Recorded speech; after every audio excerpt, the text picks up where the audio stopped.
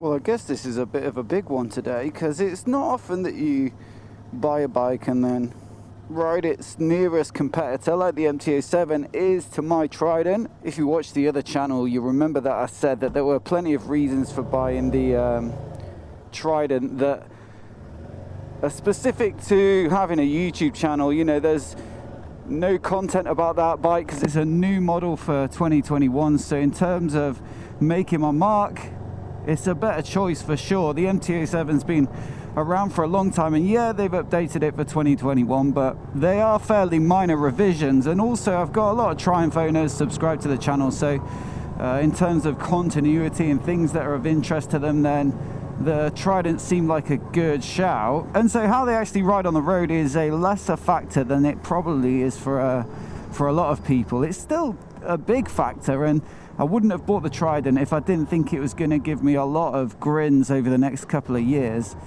But still, I have different criteria to most people, and that means that there's a chance that I could ride this MT-07 today and think, oh, that is actually slightly better on the road. My original content-centric rationale will always stand, and it's already shown to be the case somewhat in that the videos that I publish about the Trident do pretty well. But I know I'm going to have a good time riding this bike today. It's just pure, simple fun. So I just picked it up from Fowler's, where I did a bit of a head-to-head on the specs, and then I'm going to head out for a ride on my local, usual routes, a lot of the roads that you'll normally see in these videos. Just because it's probably the best comparison with the Trident, because that's where I put in a lot of miles at the beginning. I'm doing less and less leisure riding on the Trident now, just because I've had a lot of press bikes, and perhaps the initial reactions videos are becoming less interesting to people. But still, I know these roads well. I know how the Trident feels on them, so it seems like the perfect area for doing it. And to be honest, the good sections of road are a little shorter than somewhere like South Wales or down to North Devon, but they're good enough. They're definitely nice and twisty, and I don't have to slog it on the motorway for a couple of hours before I get there. First thing I'm noticing is on and off the throttle, this bike is a little choppier than the Trident. It's not unmanageable, and you can obviously dip the clutch a bit and it'll smooth things out, but they've done a lot on the Trident to make it beginner friendly. And one thing is that throttle map. It's just so easy going in the first quarter of a turn, to the point where some people, I think, who've reviewed it have found it a touch on the lethargic side, and I don't mind it. I think it makes for a good usable town bike, and then when you do really give it a twist, it livens up. This bike is still, you know, totally manageable. In fact, it's pretty good. I'd say less choppiness than my Street Twin, which is a similar 270 parallel twin, so that's a good thing. But just not quite the same smoothness as the Trident. I've noticed it after riding that bike to Fowler's this morning, down this route, this exact road, and there is a notable difference. Electronically, this bike is so simple, just ABS, no rider modes, no ride-by-wire throttle, no traction control, nothing like that. And I'd say the dash is pretty simple as well. You've got a clock, gears, fuel, revs, speed. I think that's it. Oh no, wait, we do have a trip. Oh yeah, there we go. There's a bit of extra info there in that middle section of the dash. So trip 1, trip 2, miles per gallon, fuel consumption, average fuel consumption, engine temp, ambient temp, miles on the clock. I think it's only got 5 miles on it.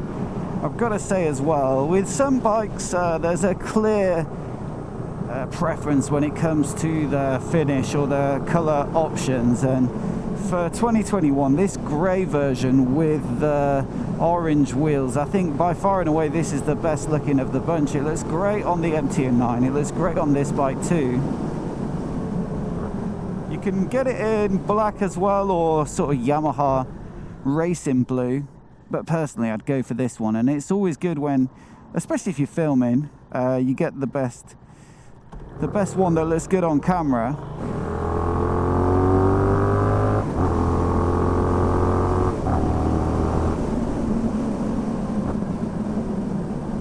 gotta admit, I was expecting this bike to sound a lot better than the Trident, just because I feel like that bike is stifled by the Euro 5 exhaust, and you've got a 270 parallel twin in this bike, so perhaps I was expecting it to have a beefier growl, but it's not as pronounced as I'd expected it to be on the road. In fact, I think the Trident gives you a bit more noise on the airbox as well, which helps things along nicely. It's closer to you, so I think you hear more of that when you're on the bike. I did a little rev up on the forecourt of Fowler's, as I always do before I set off, to give you know, good clean audio, but I would definitely say the Trident is the louder of the two bikes in stock form when you're actually riding it. And I still think it needs an aftermarket exhaust. There's a couple of options now. A few people have been asking for that on the channel. I think Zard have got a couple of variants, a sort of race legal one or racing only one, and then also a Euro 5 homologated one. And they do it in a matte black finish as well. And then you've also got Yoshimura full system for the Trident as well. So I'm just talking to a couple of suppliers about how we might be able to work together on reviewing those. But obviously they're about $1,000 each because the whole system's welded, so it has to be a full system. There's no accessory slip-on for the Trident. There is for this bike though. It's an Akropovich exhaust, and I think it sounds pretty good because I had the the XSR 700 the other day as a courtesy bike when my Trident was being serviced, and that had the Akropovich. It was the X Tribute model, which is a bit scramblery looking. I don't know if that gets the Akropovich as standard. I think it might do, but it did sound pretty good actually. It sounded much better than this bike, so it'd certainly be worth looking at. It has a nice note, definitely the MT-07. I just want to hear more of it, and they're so popular, the CP2 powered bikes, that even in an hour of filming outside Fowler's, I saw quite a few coming past, like Tracers or Tenere 700s, and almost all of them had some sort of aftermarket exhaust on, especially the Teneres, and they do sound proper good actually. Like most bikes, it just needs freeing up a little.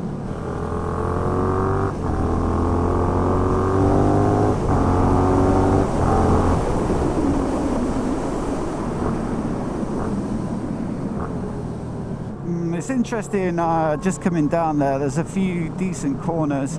I would say that it wobbles a little more, this bike, than the Trident does. It's softer, certainly, and I would say perhaps a little more comfortable for it, but you do notice it when you get to the twisties. I think that's got to be a massive consideration for a bike like this. Like, what type of riding are you actually expecting to do? If you're just going to commute on it in a straight line on A roads for like 95% of your riding, and then, you know, do a little bit of the weekend for fun or go out with your mates, then you might favour the comfort of this bike. Whereas the Trident, you know, it is firmer. The shock definitely feels a bit more solid, and yeah, I don't know, probably makes the better bike if you're entirely using it for weekend blasts. I wouldn't say it was uncomfortable for straight line riding and commutes. I mean, I've done some serious motorway miles on the Trident so far, using it to pick up press bikes and stuff. But yeah, I would say marginally more comfort on this bike, marginally better handling so far, I'd say anyway, on the Trident. As for the brakes, you've got 4-part Yamaha branded calipers on this bike with 298mm discs. The master cylinders look almost exactly the same on these two bikes. I'd be very surprised if they weren't the same. Comparing them just outside Fowler's, there's like not really any differences, apart from there's a Brembo logo on the filler cap there for this one, whereas it's Triumph branded on the Trident. But if you look at the kind of shape of it and the mouldings, it's pretty much identical, so that's not a point of difference. But I think this doesn't get braided hoses, whereas almost all Triumphs I've noticed at whatever price point now seem to be coming with braided brake hoses, which is great. Maybe there's a little more power here, I don't know. It's not night and day though. There's no strong initial bite from this bike, and it's the same on the Trident, and you have to think that they've done that to keep it friendly for newer riders who are going to make up a decent share of the customers. But there's definitely enough braking power. Let's get back up here. It's always more fun going up twisty, isn't it?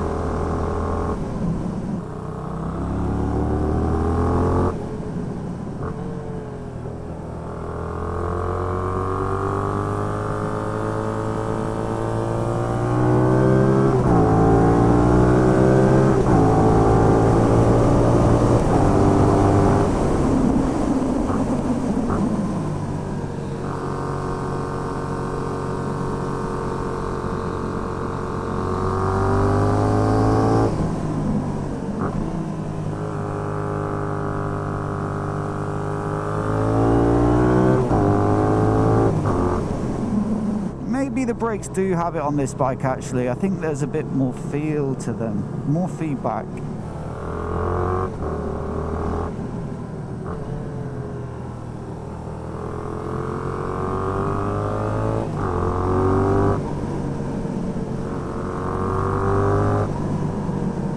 One of the big points of difference is the tech there. I mean, there's no riding modes on this, no traction control, and I think it's really down to the rider as to whether they think they're going to use that stuff.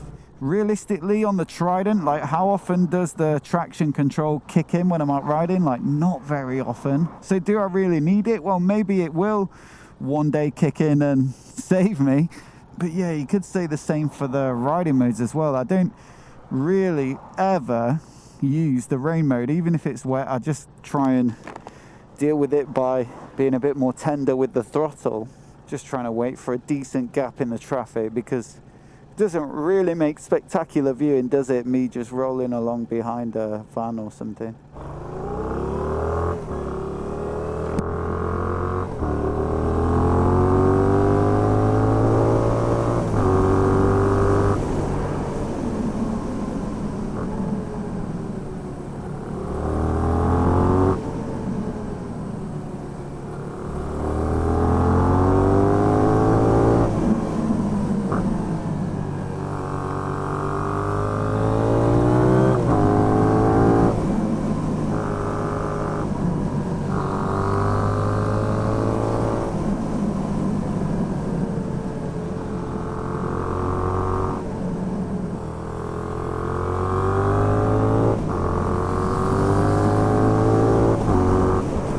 I'm actually getting on well with the throttle now. I think, you know, I was noticing it when you brake into a corner like this, and then you want to crack the throttle now just to stay on the gas through the corner. I was finding it was giving me a little bit of a shove on the throttle like that, but you really just have to be precise with your throttle application. I think that's probably a fair summary of this bike, is that yeah, it just doesn't try and account for your riding at all, you know, and so you've got to learn to ride it a little bit more, whereas the Trident might be a touch more sedate. Not sedate, because it does have a lot of fun at the top end, but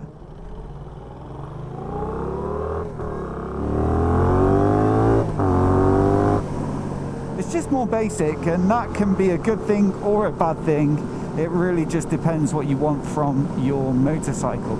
All right, I think my summary from this little ride is that, you know, obviously I've edited it down quite a lot. I've been out for nearly a couple of hours. Is that there isn't a great deal in it between these two. It really depends if you want the parallel twin or the triple. They do feel quite different. And also this biases towards comfort, whereas the Triumph is a bit more taut and handles. Then you've got a touch more tech on the Trident, but that's not for everybody, and you do have to pay a little extra for it. So $6,900 for this bike, $7,295 for the Trident, or $7,395 if you go for one of the slightly fancier paint jobs. It's just one of those situations where I think you have to ride both and make your own mind up, but those are the key points to consider. Got some more good bikes coming up this week, so hope you're all well, and I'll see you soon.